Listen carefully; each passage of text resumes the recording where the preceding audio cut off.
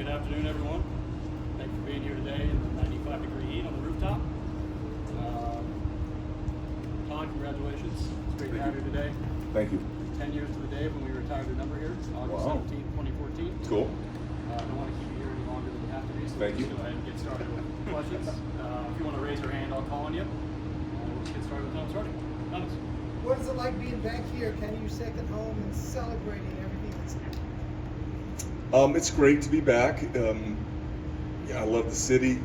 I love the whole town of Denver, and even out further than that. We got to go up and stay at the ranch a few days. The girls got to ride some horses, and now we're back and enjoying seeing people that we haven't seen in a long time. I'm really excited about the teammates that are coming back. Really impressed with that dadgum drone show last night. I had no idea. I thought it was gonna be a doozy, but it was good. I enjoyed it. Todd, you talked a lot about your father's influence throughout Yes. your career. Can you talk a little bit about after your career as a player, after you retired, what he talked to you about with the Hall of Fame and where he was? Well, he passed soon after. Right. Hall of Fame was never discussed, but Hall of Fame was discussed when I was a child, coming home from Little League games, Mickey Mantle games, not college, but when I was young leading up. My dad was very hard on me, but he would also lift me up when I was down. And one of the things he would say when I'd go 1 for 3, 1 for 3 was not good in our house, but he'd say, "You go 1 for 3, son, you make it to the Hall of Fame." And I didn't even know what the Hall of Fame was, but I thought it had to be pretty cool, so it made me feel better. And I mean, part of that is, did you have a sense for his sense of your belonging there at the end of your career? I am 100% sure he thought I belonged there. He probably thought that after my rookie season.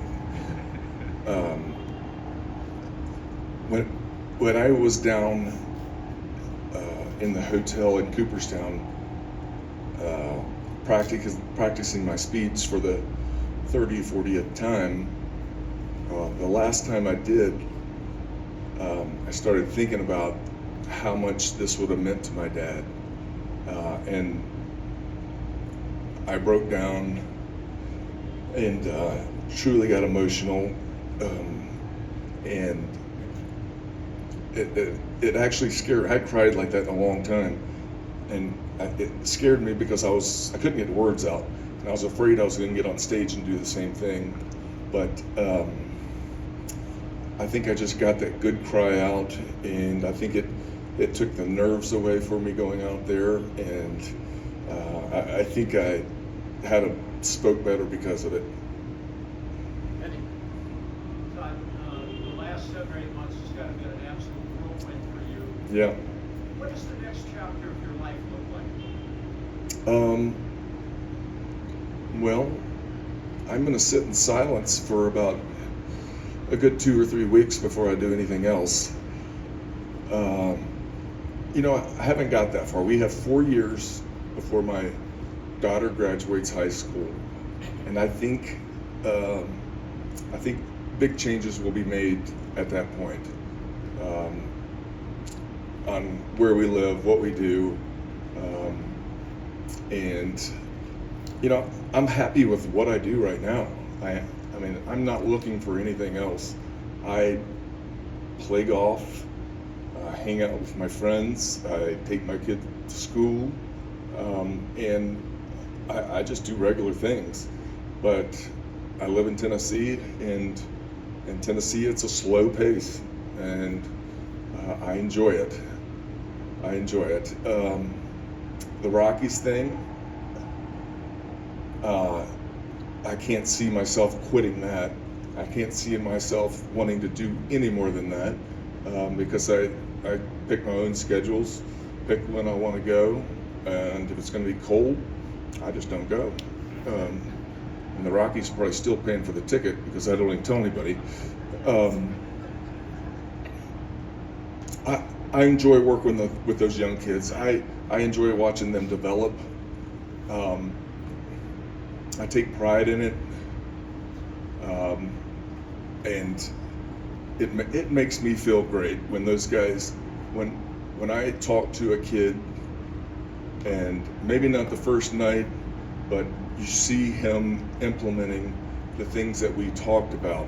For me, that's a great joy. I want these kids to not make the mistakes that I made. And I'm not talking about crazy mistakes. I'm talking about 3-0 swinging too hard because you're in the ninth inning and and you're down 3 runs or something like that. I don't really mess with their mechanics that much because they got to the minor, they got the pro ball. They had to have something, and I want them to use what got them there. I mean, we may make a tweak or something, but the game is so mental. That's the stuff I want to help them with. I challenge the shit out of them. I'm hard on them, and that's why I don't work with the major league guys. It wouldn't work out too well with those guys. The way I talk to those kids. Welcome back. Thank you. Todd, I know you were out in the field last night for the Girls Show. Yeah. When you come back, you're actually on the field. What kind of emotions or memories stir up in you? Does anything come to mind specifically? Yes. The first thing that comes to mind when I step in between the white lines is how bad my back hurts. It's triples. There's guys that retire and they think the game is easier. I watch baseball and I'm impressed how these guys are playing. It looks so hard to me on TV. And we obviously want to play better as an organization, but a lot of things upset me, baseball in whole, and it's been discussed everywhere. But like I said on TV last night, and I hope they didn't take it the wrong way, I said these guys walk back and they got a smile on their face after they strike out. And I wasn't referring to the Rockies guys. I was referring to Major League Baseball in general. I want guys to have a competitive at-bat. And when you're swinging for a poolside home run 0-2, you're not going to have a competitive at-bat. So once again, that's just the mindset of some things that, let the ball travel. Against a tough lefty, left on left, it's going to be different because it's harder to see spin's going to be later, so you have to let the ball travel, and you might not have as much power, but you're going to get hits, and there's times to let it eat and basically guess, but it's not 0-2. And so I talked to the guys about that, about situational baseball. I think baseball in general, the situational baseball is terrible, and for me, I like getting a guy over. I like manufacturing a run.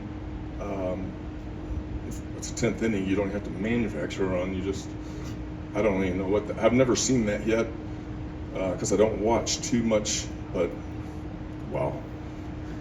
Okay, enough of that. Congratulations, Todd.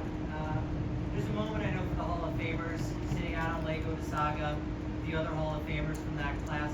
What was that moment like? What were some of the thoughts that went through your head looking out on the lake and realizing that you were a Hall of Famer?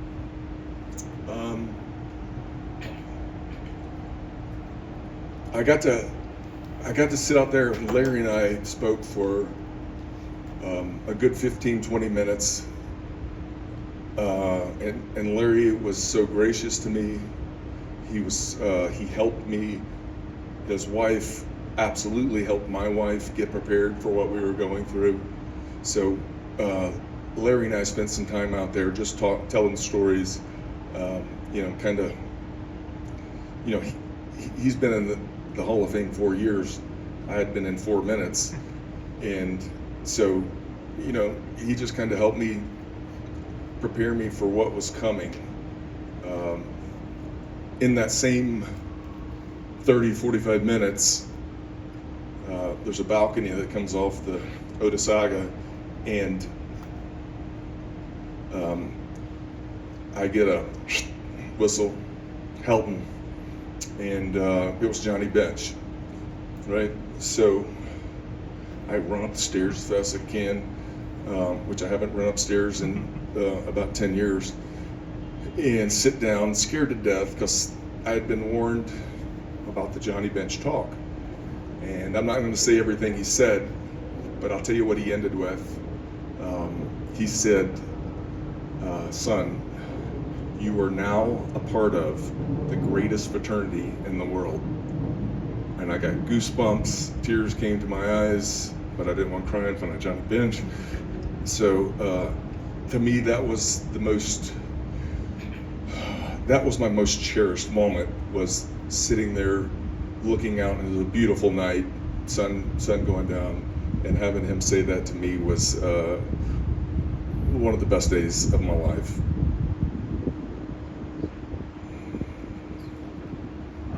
Todd, I think if I'm right, you didn't see the plaque until you got it on stage. Correct. At the hall. What was your impression of the picture, the image, the sculpture, and also were there any words that especially stood out for you from the inscription? I thought it made me look kind of burly, which I enjoyed. It could have went the other way, and I wouldn't have enjoyed that too much.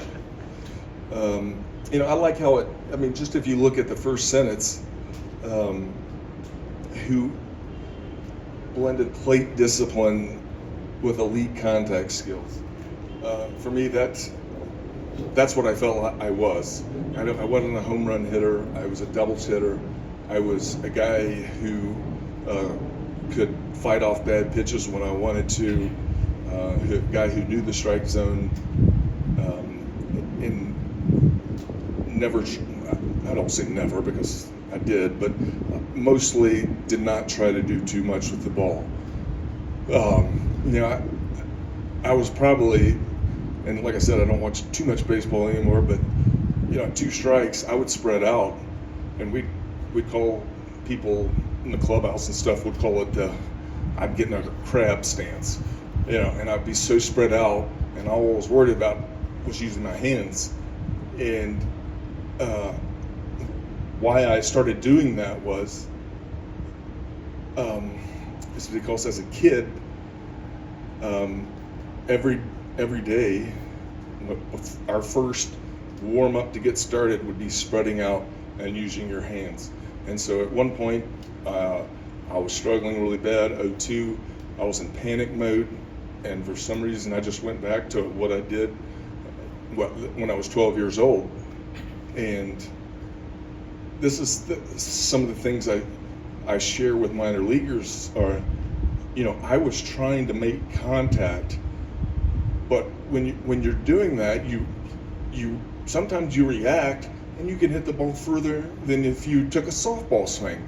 So, and you're definitely gonna put wood on the ball 90% more. So I enjoy that when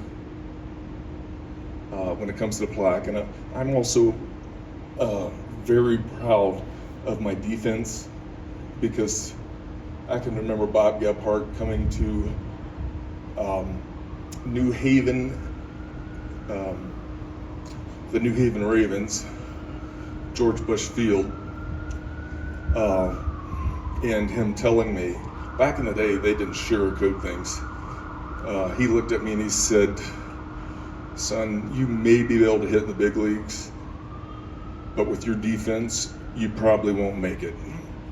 And I don't know if he meant that or if he was trying to motivate me, but it certainly did motivate me, and I worked my butt off.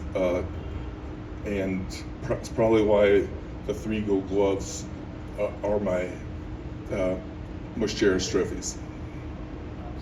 Hey Todd, just watching the game last night. Yeah. Watching some of the younger guys. Mm-hmm. What did you see that you were proud of, knowing that you were part of them coming up to the minors?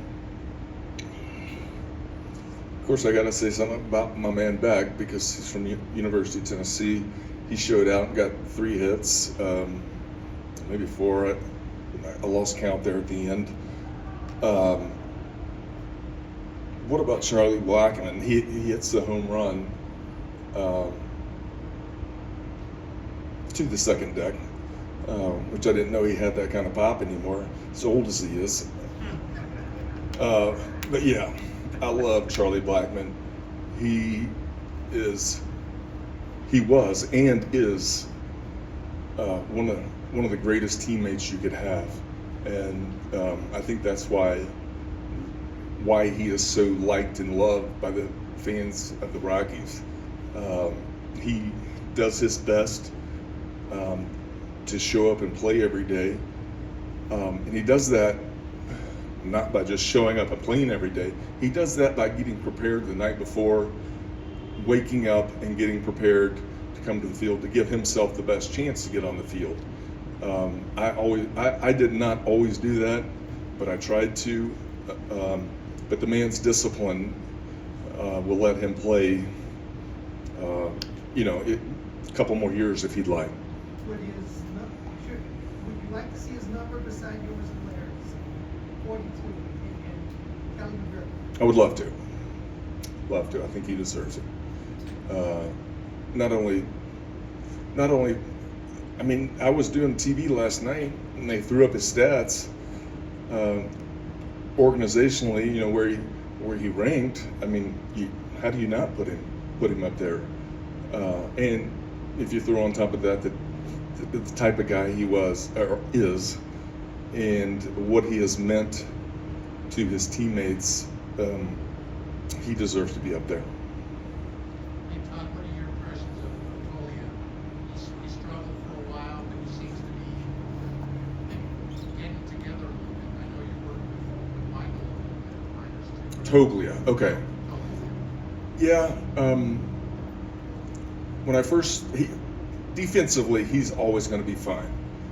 He's a guy that when first time I laid eyes on him, I had to tell him nothing about defense. For a big guy, he's got the softest hands, and he moves pretty good laterally, and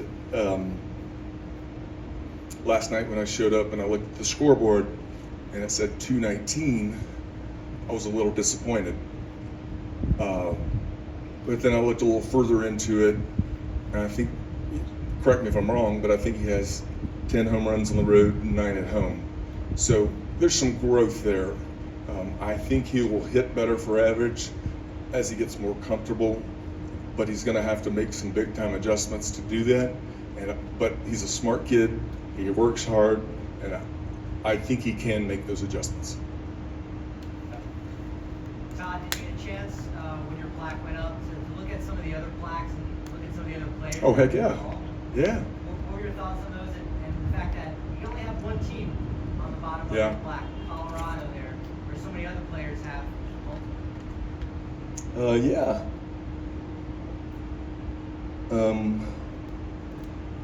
Yeah, I spent about an hour in there with my family alone, just going around and not only looking at the plaque, but telling my girls the history of this guy, the history of that guy. I loved looking, at the Lou Gehrig, Ty Cobb, Stan Musial, that Mickey Mantle. Not only the guys that I loved, but those are the guys my dad talked about loving, and me emulating those guys.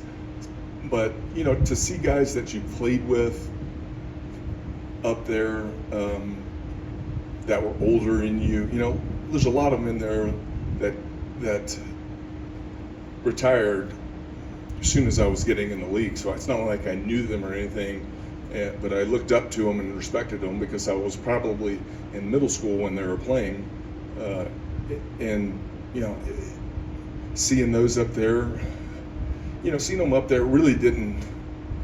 It was cool, but I don't think it really hit me until I realized I was going to be up there with them. You know, and that's when it hit me like, oh, wow, this is really freaking cool. Todd, first off, congratulations. Thank you. What do you feel is the single most impactful piece of advice that you received throughout your life or career? Well, I have two, but I'm going to give you the one that I'm going to say tonight when I have the great honor of speaking after the best public speaker in the world, Peyton Manning. I was struggling really bad late in my career. I was sulking. I wasn't myself. I wasn't being a good dad, father, anything. And I think my wife kind of got sick of it, and she didn't sit me down just because I was already sitting down, and said, you go to the park today and you focus on helping someone else. And I was like, well, that's not going to help me get out of this slump, darn it. She goes, do it. And I went and I did it, and it took so much pressure off me. I was so much more relaxed when I went out there to play. Honestly, I don't know how I did, but that advice has helped me, you know, for the last 20 years of my life, way after baseball. We have time for one or two more. Can you follow up? Do you remember who you, I had another question, but who you helped that day? Or if you made a point to talk to I do remember. Who was it? I can't tell you. Okay, they didn't go for it before or something? It's like, No. my question though, I don't know if you've been asked this or not, but do you have names at the top of your head that you hope are the next, whether they're Rockies or guys that you love, you know, playing against, that should be enjoying in Cooperstown after you? A couple names that pop in mind? That, That you either played with or played against that aren't in yet that you'd like to see in the Hall of Fame as well? I mean, there's a lot of obvious ones, aren't there? Cabrera, Pujols,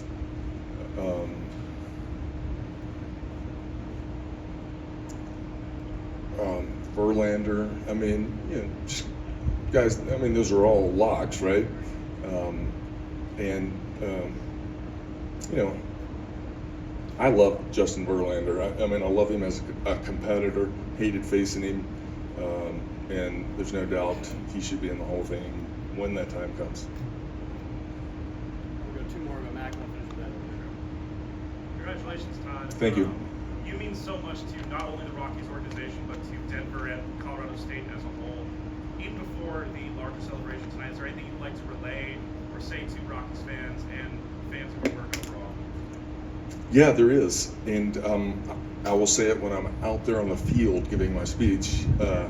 The whole thing is for the fans, and what they've meant to me, what they did for me, how they motivated me, how they lifted me up when I was definitely in bad spirits, on and off the field.